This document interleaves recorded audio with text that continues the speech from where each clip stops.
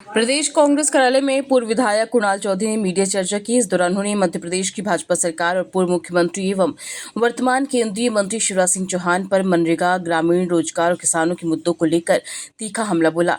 उन्होंने आरोप लगाया कि भाजपा सरकार 100 दिन की कानूनी रोजगार गारंटी भी पूरी नहीं कर सकी, लेकिन अब मनरेगा का नाम बदलकर जी राम जी रखते हुए 125 दिन रोजगार देने का दावा कर रही है, जो केवल नया नाम, नया प्रचार और जनता को भ्रमित करने का प्रयास है। उन्होंने विधानसभा में सरकार द्वारा दिए गए जवाब का हमला देते हुए कहा कि पिछले 10 वर्षों में प्रदेश के 52 जिलों में पंजीकृत मजदूरों में से 1% से भी कम लोगों को 100 दिन का रोजगार मिल सका। साथ ही उन्होंने आरोप लगाया कि कोरोना काल में लाखों मजदूरों के जॉब कार्ड समाप्त कर दिए गए और वन अधिकार पट्टा धारकों को भी कानून के अनुसार 150 दिन का रोजगार नहीं दिया गया। कुणाल चौधरी ने केंद्रीय मंत्री शिवराज सिंह चौहान से 4 सीधे सवाल पूछते हुए सरकार से पिछले 10 वर्षों का श्वेत पत्र जारी करने की मांग की। उन्होंने किसानों के मुद्दे पर भी सरकार को घेरते हुए कहा कि प्रदेश में लगभग 20 लाख मीट्रिक टन मूंग उत्पादन के बावजूद केवल 4.5 लाख मीट्रिक टन मूंग की खरीद की अनुमति दी गई है, जिससे अधिकांश किसान न्यूनतम समर्थन मूल्य के लाभ से वंचित रह जाएंगे। मजदूरों को रोजगार देने का काम करा, ग्रामीण रोजगार का काम करा, उस योजना का नाम बदल के 1 तारीख से उसे कहीं ना कहीं बदल के जी राम जी योजना कर दिया गया। और इसमें अगर सबसे बड़ा योगदान किसी व्यक्ति का है तो मध्य प्रदेश के पूर्व मुख्यमंत्री और देश के अभी कृषि मंत्री शिवराज सिंह चौहान जी का है। मैं कई आंकड़े वो लेके आया हूं कि क्या मनरेगा की योजना थी, क्या जी राम जी की योजना थी, और योजना पे किस तरीके से प्रचार प्रसार और भ्रष्टाचार और कर्ज, क्राइम और करप्शन के रूप में सरकार काम कर रही है, और किस तरीके से राम के नाम पे कहीं ना कहीं जनता को गुमराह करने का काम कर रही है। एक कहावत पहले भी कई दिनों से मैं सोच रहा हूं कि राम इनके लिए आस्था है, विश्वास है, या सिर्फ राजनीति के केंद्र भारतीय जनता पार्टी के लिए, क्योंकि भारतीय जनता पार्टी राम के नाम पे राजनीति करती है, पर देखो तो राम के नाम पे वोट भारतीय जनता पार्टी ने लिए, राम के नाम पे चंदा और नोट राम के नाम पे भारतीय जनता पार्टी ने लिए, और अब जी राम जी के नाम पे मजदूरों के साथ छल भी करने का काम भारतीय जनता पार्टी कर रही है। और कहावत है ना कि राम नाम की लूट है, लूट सके तो लूट, सुनो भाई साधो, लूट सके तो लूट।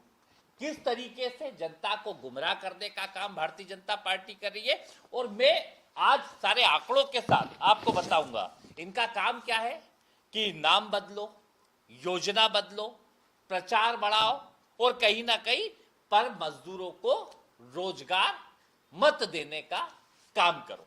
सरकार से कई दिनों से हमने सवाल पढ़ा कि क्या नाम बदलने से शिवराज जी एक बात बताए, रोजगार बढ़ जाएगा? क्या मजदूरों का पेट जी राम जी बोलने से भर जाएगा? या फिर भाजपा मानती है कि सिर्फ नाम देखकर जनता के बीच में भूचाल आ जाएगा, या किस तरह की स्थितियां या परिस्थिति रहेगी? मैं कई आंकड़ों के साथ आपके साथ आया हूं, और जो विधानसभा के ऑथेंटिक आंकड़े हैं, मैं इधर उधर की बात नहीं करूंगा।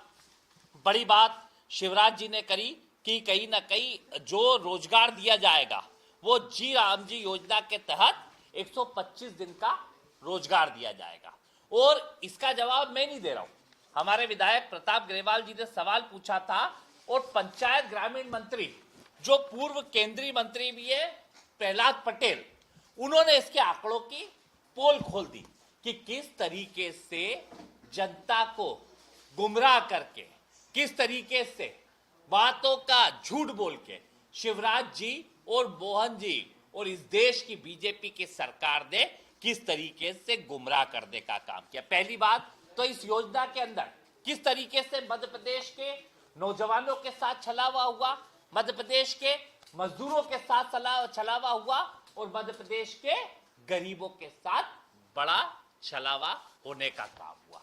क्या आप समझे कि पहले जो ये योजना थी जिसके अंतर्गत सीधा एक रिकॉर्ड था कि मजदूरी जो देते थे 100% मजदूरी का पैसा केंद्र सरकार दिया करती थी, और जो मटेरियल रहता था मनरेगा के अंतर्गत वो 75% केंद्र देती थी और 25% राज्य सरकार का होता था।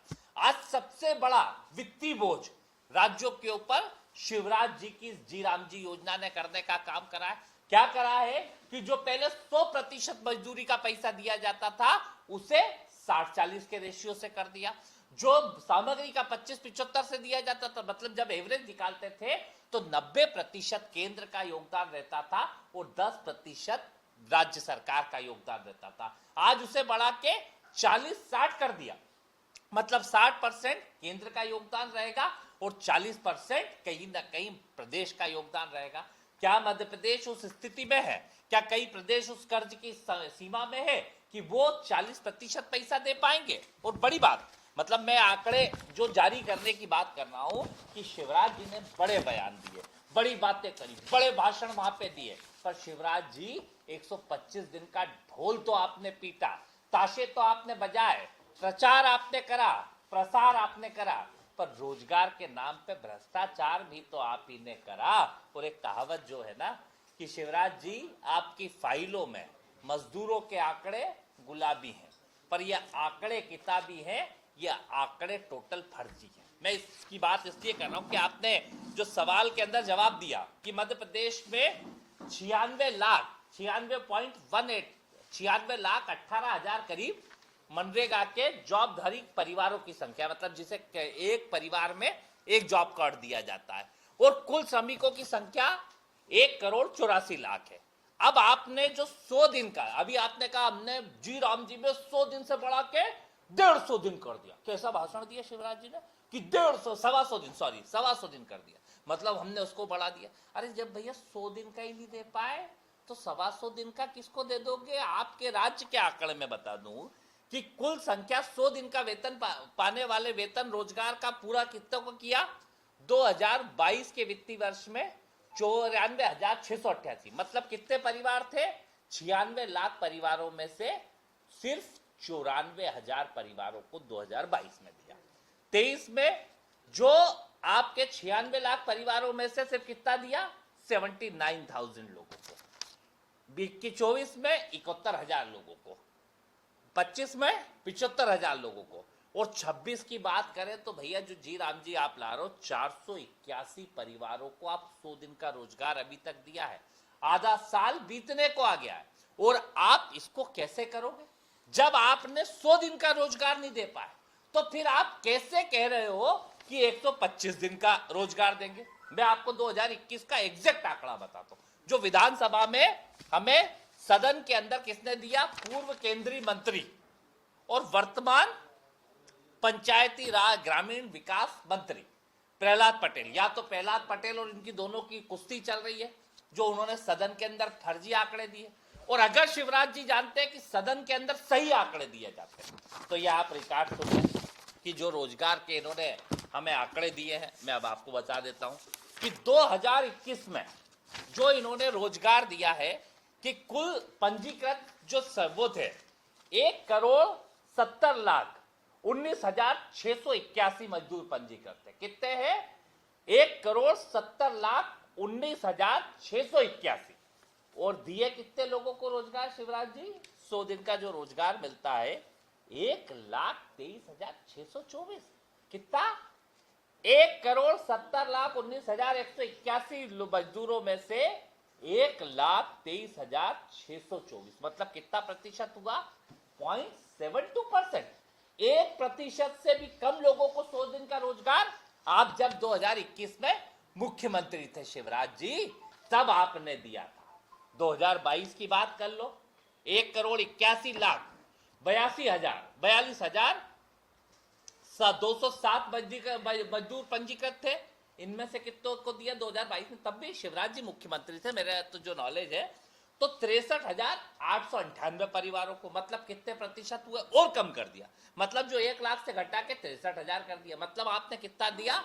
0.35%, मतलब आधे प्रतिशत लोगों को 100 दिन का रोजगार नहीं दिया। 23 की बात करूं तो 1,69,07,207 में से सिर्फ 40,000 परिवारों को दिया। 24 की बात करूं 1,70,00,000 में से 30,000 लोगों को दिया। 25 की बात करूं तो 1,86,57,80 मजदूरों में से 32,000 को। अरे 1% लोगों को आप 100 दिन का रोजगार नहीं दे पाए, आप 125 दिन की बात करते हो।